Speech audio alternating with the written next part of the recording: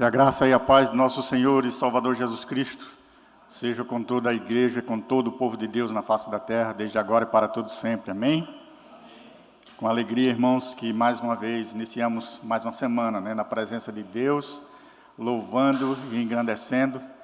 Só esse momento de louvor que nós já tivemos aqui já é sublime, seria o suficiente para nós estarmos alimentados assim, desfrutando da maravilha, da graça do Senhor Jesus Cristo em nossas vidas, Que verdadeiramente nós possamos, como nós cantamos, vivermos e celebrarmos ao Senhor Jesus através do nosso viver. Amém?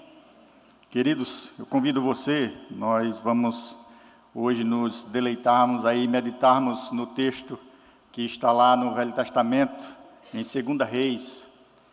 2 Reis, no capítulo 4, nós vamos ler apenas 7 versículos, do versículo 1 até o versículo 7.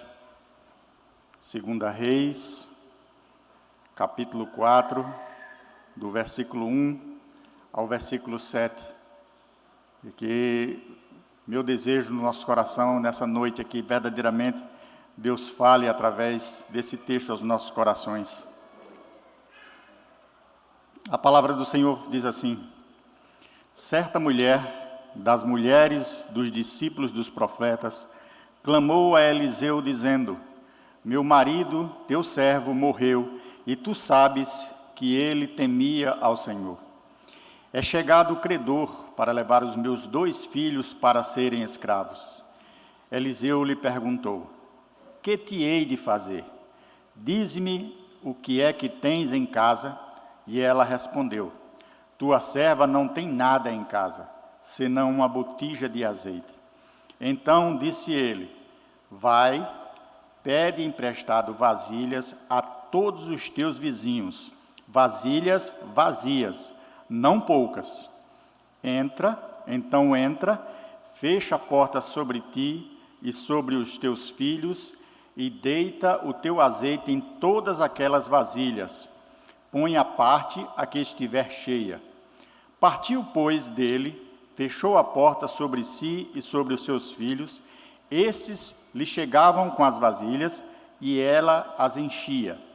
Cheias as vasilhas, disse ela a um dos filhos: chega-me aqui mais uma vasilha. Mas ele respondeu: não há mais vasilha nenhuma. E o azeite parou. Então foi ela e fez saber ao homem de Deus.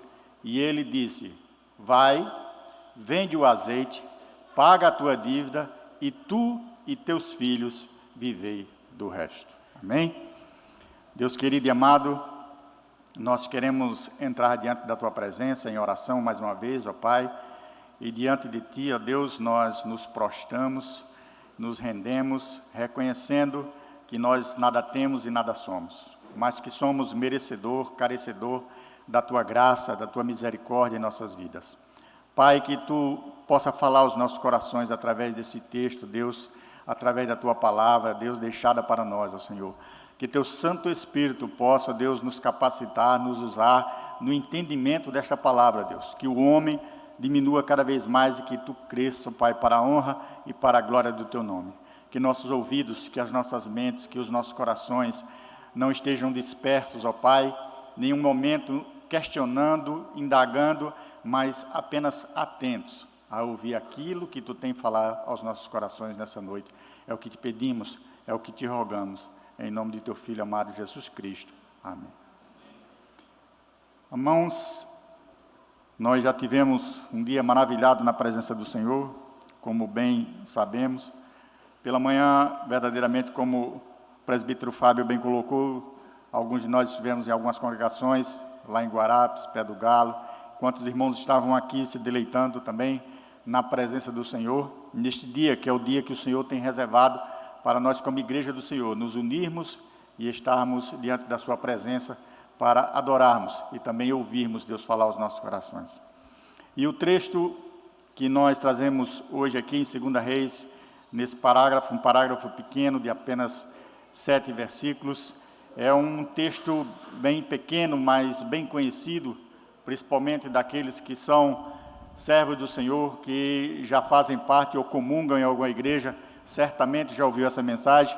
Até mesmo você, talvez, que não seja crente, mas acredito que em algum momento você já deva ter ouvido essa mensagem. E esse texto, ele começa falando sobre uma certa mulher.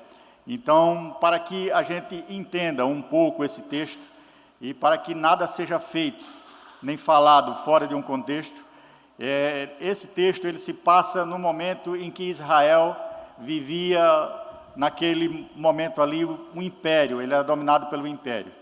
Israel havia brigado e estava separado, e existia agora o reino do norte e o reino do sul. Totalmente separado, corrupto. Reis foram levantados que não obedeciam à palavra de Deus, que não seguiam aquilo que Deus tinha orientado. A corrupção, a lascívia, a blasfêmia, a prostituição reinava naquele momento, e reis eram levantados ali, mas todos eles não se dirigiam conforme Deus havia ordenado. E o Senhor, naquela época, naquele momento, começa a levantar profetas. Entre tudo, foram mais de 30 profetas, entre eles 2 homens, profetas de Deus, que se destacaram pelo temor, pela obediência, que foram Elias e Eliseu.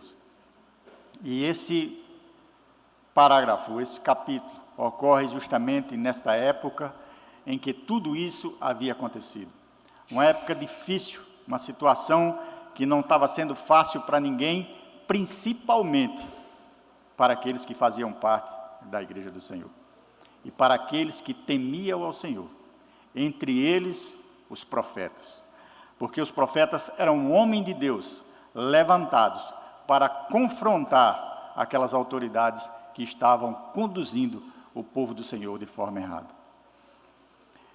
E entre eles estava ali o profeta Elias, que Deus levantou, e Elias viveu também no tempo do rei Acabe.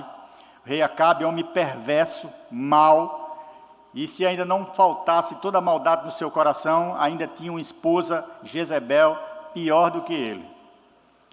E, acima de tudo, além de ser um homem mau, ainda também era um homem totalmente dominado. E conta aí a história, e eu gosto de falar, não conta, mas eu gosto de falar, relata a história, porque a Bíblia ela não conta a história, a Bíblia não conta fábulas, a Bíblia relata fatos, são coisas que ocorreram, que verdadeiramente aconteceram, e relata a Bíblia, que certa vez o rei Acabe, andando por suas terras, ele vê uma vinha muito frondosa, muito bonita, e mesmo ele tendo todo o poderio, mesmo ele sendo senhor de muitas terras, de muitos escravos, ele se apaixona por aquela vinha e procura a comprar aquela vinha. E aquela vinha pertencia a Nabote, um servo do Senhor, homem reto, correto, que andava na presença do Senhor. E diz que Acabe se dirige a ele e propõe a ele a compra daquela vinha. Mas aquele servo do Senhor diz assim: olha, rei, este é tudo que eu tenho, isto é herança, essa vinha é de onde eu tiro o provento da minha família. E Acabe voltou para casa como um menino chorão, um bebê de bico, dobrado, e Jezebel nota que ele estava assim, e perguntando a ele o que foi, ele explica que tentou comprar a vinha de Nabote, e Nabote não quis vender. Então Jezebel, aquela rainha má do jeito que era, junta pessoas e levanta um falso contra Nabote, e coloca Nabote na frente das pessoas, e diz que Nabote tinha blasfemado contra Deus, blasfemado contra o rei, e Nabote foi ali injustamente assassinado, apedrejado. Veja só em que época esta mulher estava vivendo. O texto aqui que nós vamos ver, ele não relata quem foi o falecido, mas isso é o de menos. Mas muitos dos estudiosos chegam à conclusão que foi Obadias. Obadias, se você for lá ver lá em 1 Reis 18, era um servo do Senhor, e Obadias não só era temente ao Senhor, mas era servo também na casa de Acabe. Ele trabalhava para Acabe, e ao mesmo tempo servia aos profetas. E conta o relato lá em 1 Reis, até chegar esse texto aqui em 2 Reis, que Obadias, certa vez, quando Jezebel queria matar os profetas de Deus, ele escondeu mais de 100 homens. E diz que ele escondeu, e não só escondeu, mas ele manteve esses homens em caverna e sustentava-os. Ora, sendo Obadias um servo da casa do rei, se fosse nos dias de hoje, provavelmente o mais teria era um salário mínimo. Arrumou condições, arrumava comida. Provavelmente, segundo os estudiosos dizem, foi um homem que se meteu em despesas, em contas altas, e tudo isso para servir ao reino do Senhor. Então, muitas vezes, a gente lê esse texto e antes mesmo de você dizer, mas rapaz, que marido miserável, né, Fábio? Deixou a esposa com 2 filhos, sem nada, ainda uma dívida grande. Segundo os estudiosos, foi Obadias. Mas esse não é o tema, esse não é o foco, esse não é aqui aonde nós queremos chegar nesse texto. O texto nos mostra aqui uma situação difícil, uma situação que aos nossos olhos praticamente estava por acabada, horrível. E mais do que isso, mostra uma situação de que vivemos nos dias de hoje, não muito diferente daqueles dias. Vivemos dias onde muitas vezes a igreja do Senhor, a palavra do Senhor, tem tentado sido sufocada, abafada, proibida, corrigida. Estão, da mesma forma, tentando impedir que o Evangelho de Cristo prossiga e siga avante.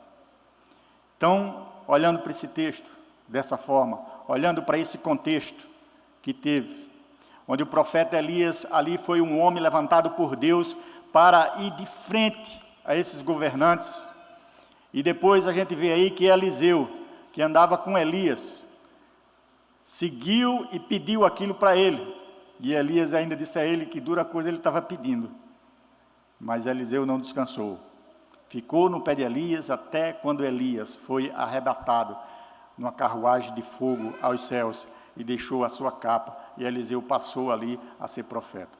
E aí sim, esse texto já ocorre aí quando o profeta Eliseu estava como profeta do Senhor para aquelas nações. E era temível a situação, era temível porque Jezabel não sossegava. Toda vez que Elias encontrava-se com Acabe, Acabe dizia, tu já vens tirar o meu sossego, inimigo meu.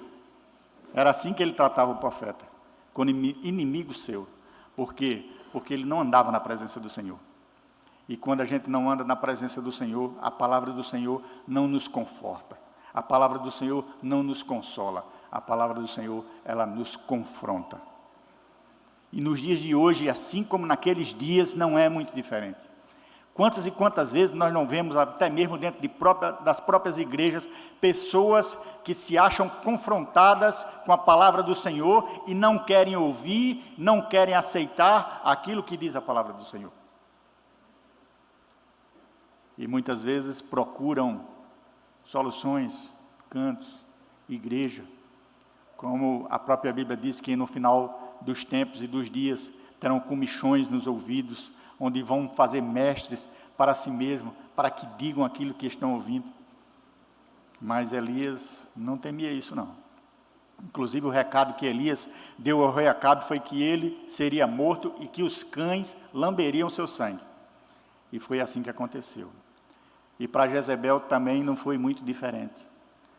Jezebel foi morta, jogada de cima de um andar onde ela estava, se espedaçou, e quando procuraram o corpo dela para enterrar, os cães já haviam comido, restava apenas os punhos e os pés. Esse é o resultado para todo aquele que não anda segundo a vontade de Deus. Seja crente, não crente, governante, pobre, plebeu, rico, não adianta. Nós precisamos estarmos diante da vontade de Deus. Mas, além disso, mesmo em meio a essa situação, e mesmo a tudo isso, é preciso nós entendermos, é preciso nós sabermos, é preciso nós termos consciência, não conforme nós mesmos queremos dizer, mas conforme a Bíblia diz, que Deus é o Deus da providência. principalmente para aqueles que o seguem, que o temem e que os amam. Então, visto isso, eu queria meditar com você nessa noite, nesse texto. E se nós tivéssemos que colocar um tema nessa mensagem, seria providência divina. E a providência divina nada mais é que uma disposição prévia dos meios necessários para a concessão de um fim. E não existe pessoa mais capaz de fazer isso do que um Deus soberano, que tudo pode, que tudo vê, que tudo sabe, que é onipresente, que é onipotente, onisciente, que a todos conhece, que a tudo criou e tudo está sob o seu domínio. Esse texto, irmãos, tem uma riqueza teológica profunda. Se você for analisar e olhar só neste capítulo, e que nós estamos meditando hoje, no capítulo 4, o profeta Eliseu, através da graça do Senhor Jesus Cristo em sua vida, ele faz 4 milagres. O primeiro desse é esse, ele aumenta o azeite da viúva. O segundo, ele encontra com a mulher sunamita, e ela não podia ter filho, e Deus concede filho, só que seu filho depois morre, e ele ressuscita seu filho. O terceiro, aqueles homens seminaristas que estavam ali, discípulos dos profetas, estudando na escola de profetas, foram se alimentar e comeram de uma comida envenenada, de uma erva que eles não conheciam, mas Deus o livrou da morte. E por último, com 20 pães, a gente pode ver só nesse capítulo aí, que o homem de Deus alimenta 100 homens. Que Deus de providência, que Deus que traz resultado, que Deus que é capaz de modificar o quadro, que Deus que nada foge ao seu controle. Que maravilha, que bênção! É esse o Deus que você serve. É esse o Deus que nessa noite eu quero oferecer a você. O Deus que pode te livrar, o Deus que pode te salvar, o Deus que pode te conduzir, o Deus que, independente das circunstâncias, Ele pode fazer algo por você. E Ele pode fazer algo muito, mas muito melhor do que tudo que pedimos ou pensamos. Porque tudo que pedimos ou pensamos é limitado, mas Deus nos dá muito mais. Ele pode te dar muito mais do que as necessidades físicas, materiais. Ele pode te dar as necessidades espirituais, que é o que todo homem precisa. Que é o espaço, o vazio, aquilo que falta na vida de todo homem, e ele busca em qualquer coisa, mas é incapaz de encontrar, porque só Deus preenche esse espaço. Efésios, lá no capítulo 3, do versículo 14 ao 21, quando Paulo ora pela igreja, ele fala sobre isso. Ele ora pela igreja e ele faz aquela ação pastoral, pedindo a Deus que Deus derrame poder sobre a igreja. Mas aí ele pede que Deus não só derrame poder sobre a igreja, ele pede assim: Senhor, que tu habite no coração deles. Sabe o que ele estava pedindo? Ele estava dizendo assim: Senhor, que tu não esteja, mas que tu habite. Porque quem habita é dono. Quem habita transforma. Quem está, apenas está de passagem. Muitas vezes você mora em uma casa alugada e aí você precisa fazer uma reforma, tem que pedir permissão. Você quer mudar uma pilastra, você tem que pedir permissão. E muitas vezes você gosta daquele lugar, você gosta dos vizinhos, você gosta do ambiente, você gosta daquela casa, mas de repente o dono chega e diz: olha, você tem 30 dias para desabitar. Deus, muitas vezes, Ele mora no nosso coração ou Ele está de aluguel? E muitas vezes a gente olha para o Senhor: Senhor, dá um tempinho aí, dá um espaço aí, eu vou precisar dessa casa. Mas quando você mora, quando você habita na casa, você chega sem permissão de ninguém e diz assim: eu vou tirar esta coluna aqui e vou fazer uma parede, eu vou colocar esta parede para lá, esse quarto aqui eu vou fazer outra coisa. Aí quando Deus mora, quando Deus entra no coração do homem, é exatamente isso que Ele faz. Ele só: esse quarto da bagunça aqui, agora vai ser o quarto de oração. Essa coluna aqui da discórdia, agora vai ser a coluna da união. Esse espaço aqui que antes que era para a festa mundana, agora vai receber o povo de Deus para louvar e glorificar o nome do Senhor. Deus mora, ou Deus apenas está de aluguel nas nossas vidas? E aí Paulo ora assim, mas na frente ele pede ainda que Deus não apenas nos faça conhecer, mas nos faça entender também que graça maravilhosa é isso. Então, voltando aqui para o texto começa aí no versículo 1, e ele diz assim: certa mulher, das mulheres dos discípulos dos profetas, clamou a Eliseu dizendo: meu marido, teu servo, morreu, e tu sabes que ele temia ao Senhor. É chegado o credor para levar os meus 2 filhos para serem escravos. Irmãos, aquela mulher estava numa situação que, se a gente fosse imaginar, se colocar nos dias dela como hoje, é uma situação desesperada. Ela já não sabia o que fazer, já tinha perdido o marido, e agora ia perder os 2 filhos. Tinha uma dívida enorme que, para ela, como viúva, não tinha onde trabalhar, era impossível ela conseguir pagar aquela dívida. E naquela época, se você se comprometesse com alguém, tomasse emprestado ou estivesse devendo alguém, a lei dizia que a família, que os filhos poderiam servir como penhor para trabalhar de escravo ao credor. E aqueles credores já batiam a porta. O marido daquela mulher, talvez por servir a Cristo, talvez por abrigar profetas, o texto não fala claramente, mas os estudos mais ou menos mostram isso. Ela estava numa situação deplorável. Não havia quem ajudasse, não havia quem recorrer.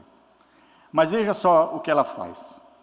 Ela vai ao profeta Eliseu, e ela clama ao profeta Eliseu. Ora, aquele homem havia estado com o profeta, aquele homem havia servido ao profeta, aquele homem era um dos homens que, junto com o profeta, estava na escola de profetas ali, fazendo o trabalho do Senhor.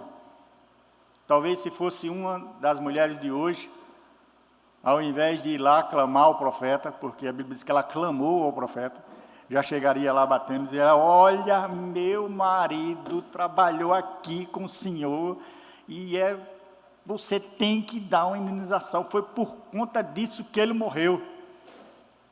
Mas a serva do Senhor, aquela que tem o Senhor no seu coração, aquela que tem o temor a Deus, ela tem referências. A primeira referência dessa mulher era o seu marido.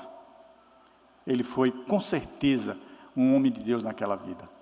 Porque o testemunho que ela dá aqui, a forma como ela age, não pode deixar isso passar em branco. Aquela mulher temia a Deus, aquela mulher tinha como referência a vida que o seu marido teve na presença de Deus. E aquela mulher, ela não saiu para buscar ajuda na vizinhança. Aquela mulher não saiu para buscar ajuda com amigos, com parentes, mas ela foi ao homem de Deus. Ela foi, na realidade, buscar ajuda em Deus.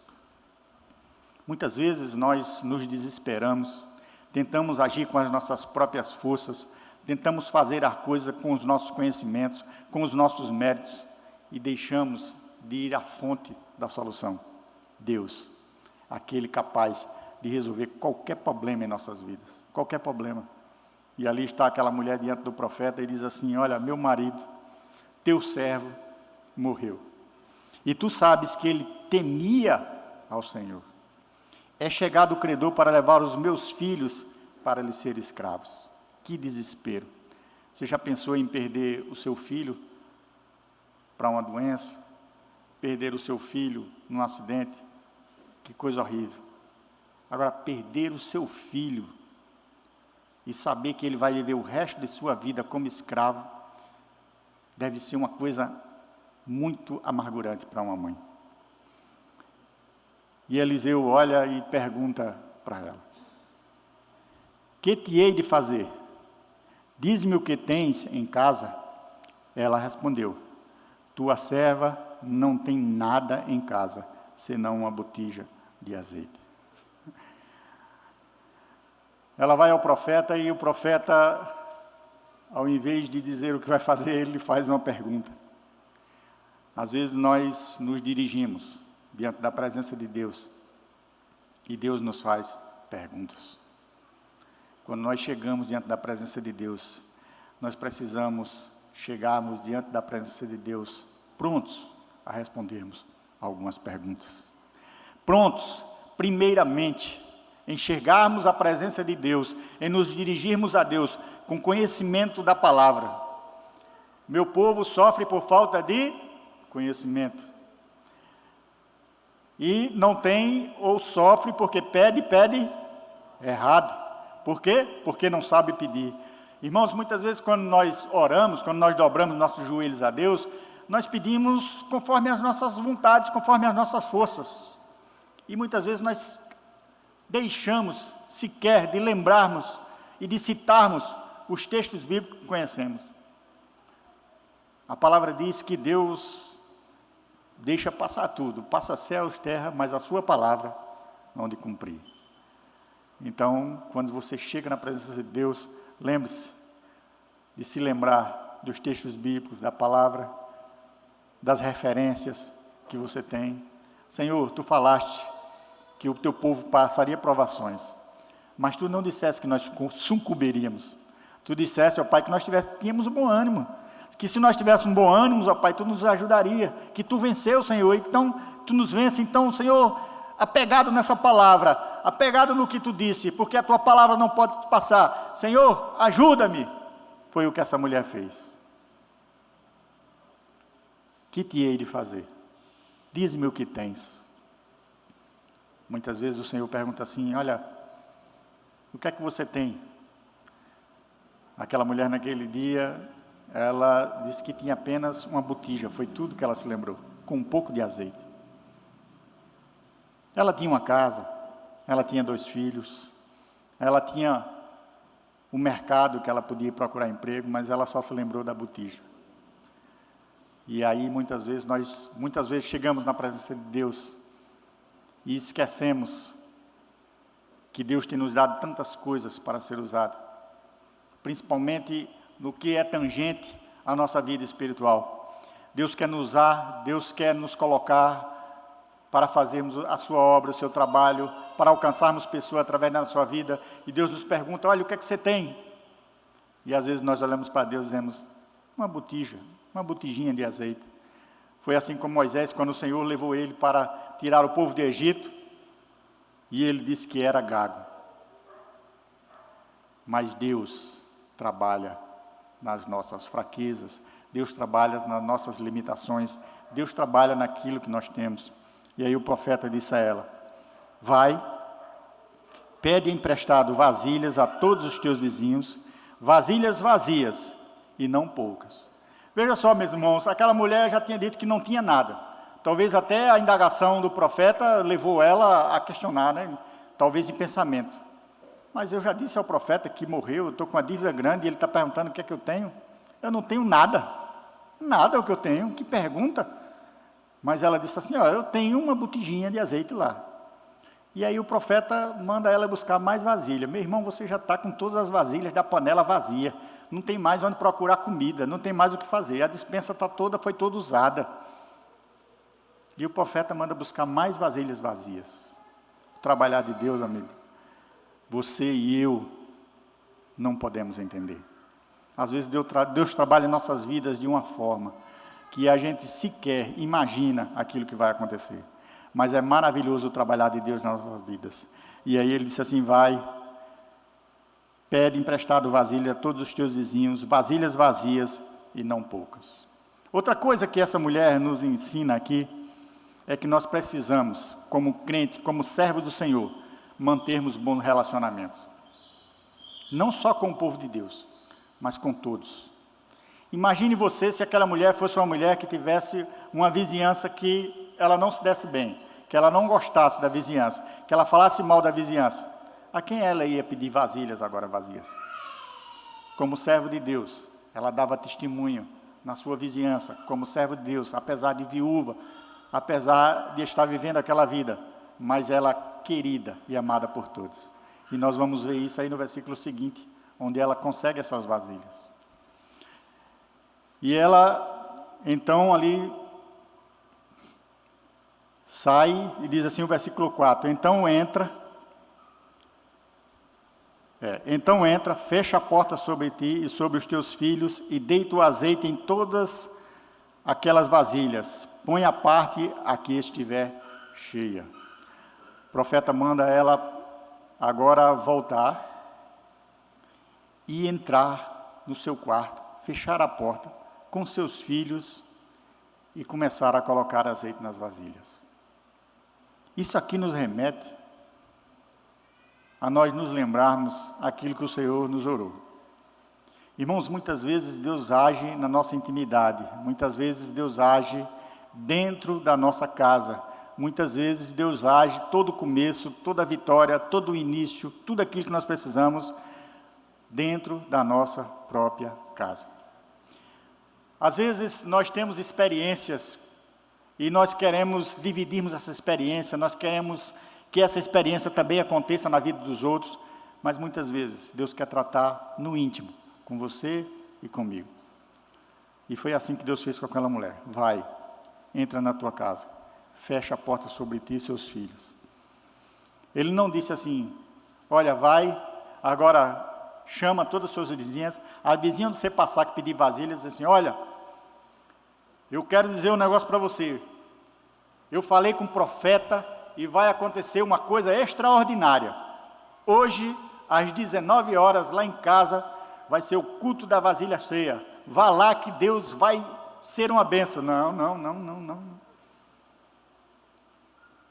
Uma coisa que Deus não faz é trabalhar de forma pública para o seu próprio ego, para si mesmo. Deus trabalha na intimidade com você. Deus quer a sua aproximação. Deus quer trabalhar diretamente com você. Deus quer falar com você. Aquilo que Ele tem que resolver é entre você e Ele. Você não precisa estar compartilhando com todo mundo. Apesar de que nós encontramos, muitas formas e muitas ofertas por aí dessa forma. Mas Deus trabalha na sua intimidade. Deus começou a trabalhar na vida daquela mulher através da sua casa, através do que ela tinha, através do pouco que ela tinha, ou do nada que ela pensava que tinha. E Deus começa a fazer a obra ali.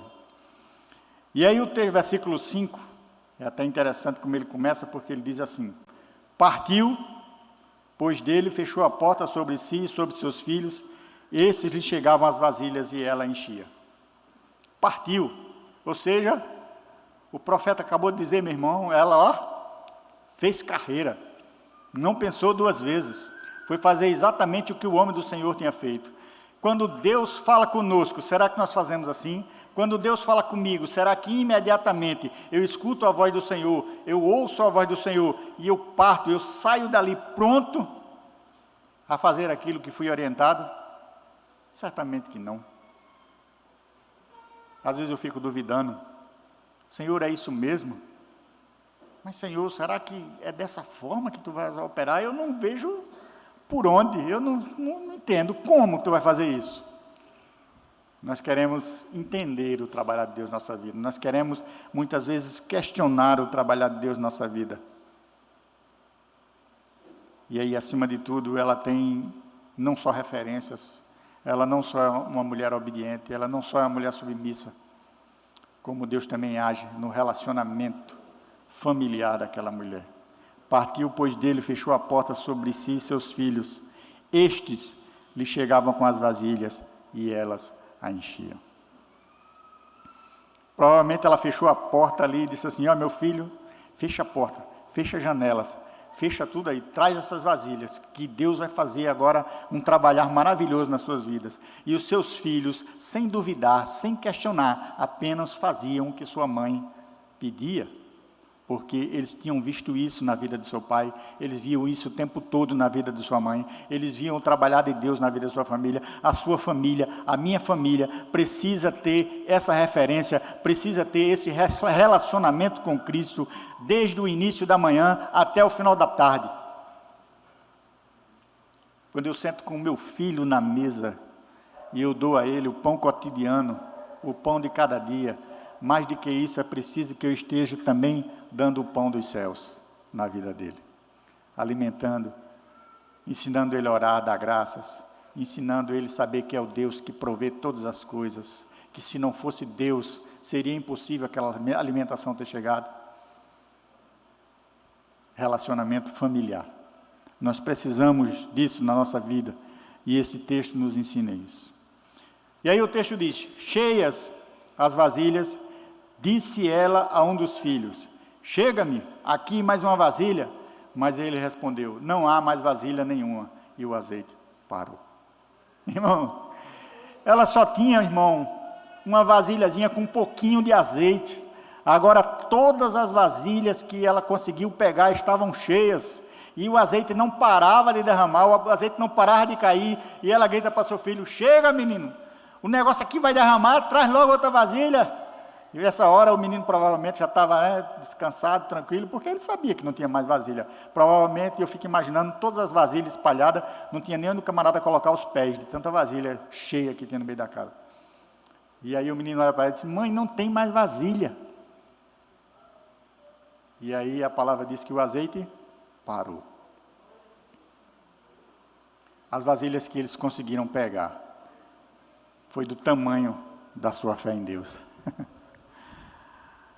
Deus quer nos encher, Deus tem maravilhas, Deus tem coisas boas para nos dar, Deus quer nos usar, Deus quer derramar sobre nós nosso Espírito, mas a quantidade, a capacidade de Deus trabalhar nas nossas vidas depende de quanto espaço nós damos para que Ele faça isso.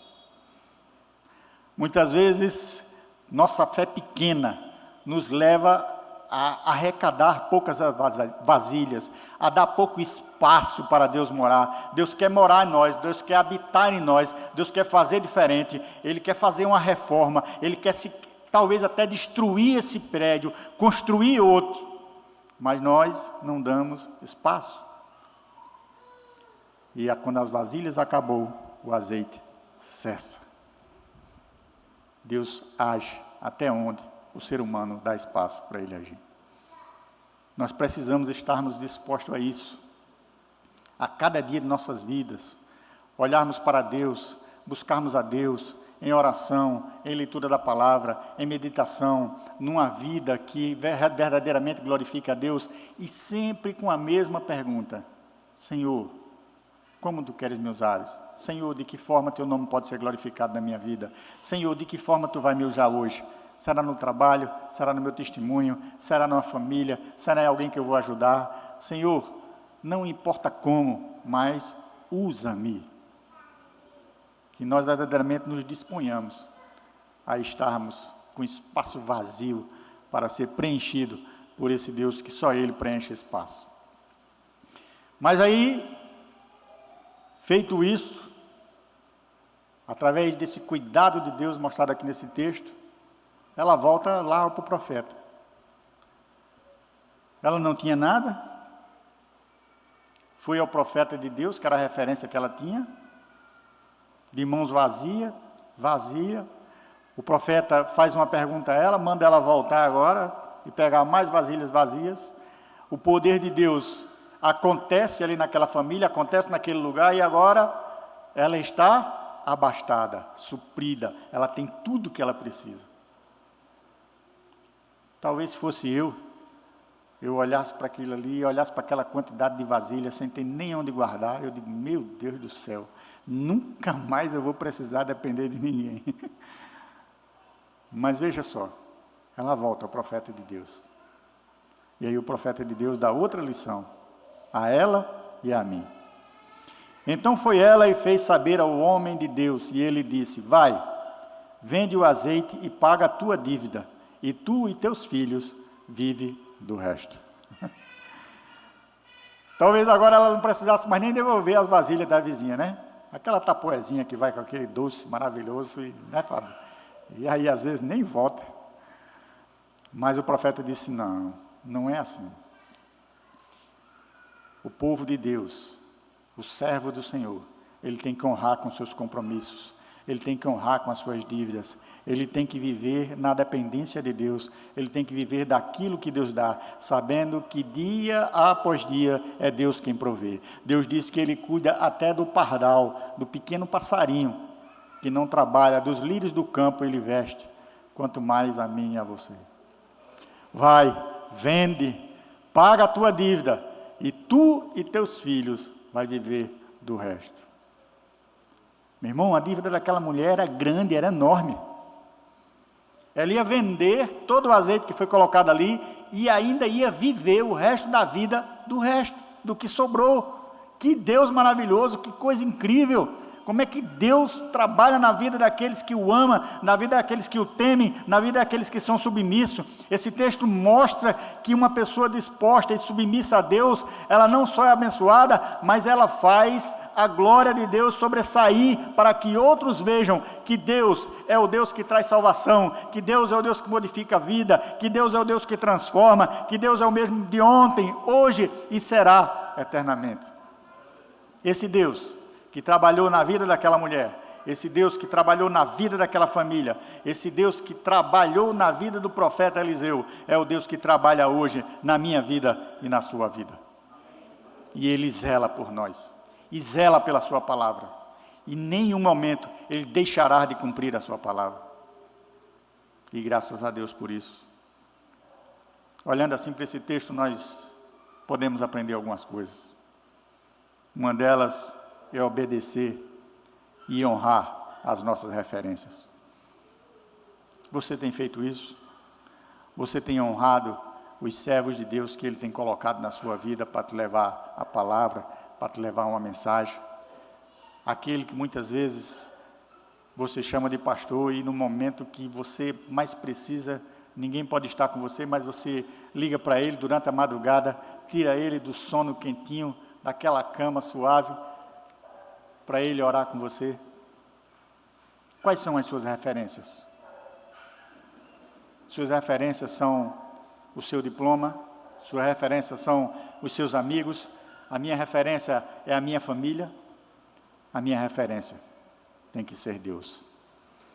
Quando eu estiver em aflição, quando eu estiver em apuros, é a Ele que eu tenho que me lembrar de recorrer. Outra coisa que esse texto nos lembra é que Deus cuida de nossas necessidades. Muitas vezes, dia após dia, nós acordamos e ficamos imaginando como é que nós vamos resolver determinadas situações em nossas vidas. E a gente olha para um lado, olha para o outro, e só vê vazia todas as vasilhas. Mas Deus é o Deus que cuida de você hoje, cuida ontem, cuida amanhã e cuidará sempre, sempre, sempre Ele estará contigo. Quer ver? Abra aí em Filipenses 4,19, vamos ver o que diz a palavra de Deus. Filipenses 4,19 diz assim: e o meu Deus, segundo a sua riqueza em glória, há de suprir em Cristo Jesus cada uma de vossas necessidades.